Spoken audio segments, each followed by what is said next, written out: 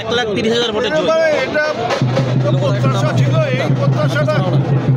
এই প্রত্যাশাটা আমাদের ছিল ভোট হয়ে যাওয়ার পরে। বিরোধীরা তো বিভিন্ন অভিযোগ করেছিলেন। অভিযোগ তো করতেই হবে ভাই, ওদের অভিযোগ ভোটের আগে থাকে না, ওদের ভোটে দুপুর পর্যন্ত থাকে না, বিকেলের পর থেকে ওদের অভিযোগ তৈরি হয়।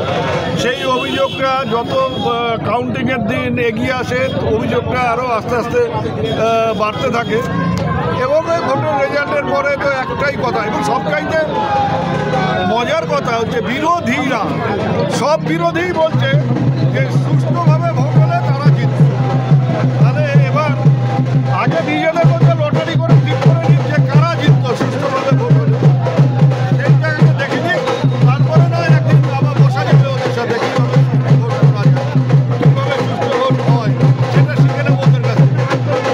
একেবারে সুষ্ঠুভাবে ভোট হয়েছে বলেই তো 71% ভোট হলো।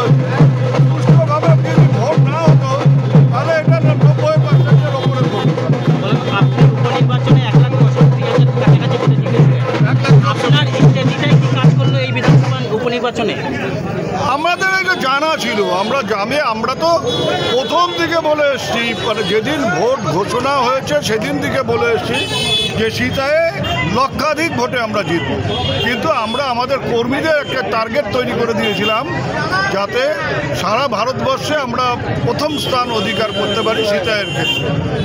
কিন্তু মানে নানা কারণে ভোটটা কম হয়েছে, ভোটার অনেক ছিল না সেই সময়, কাজেই এগুলো তো কিছু করার নেই।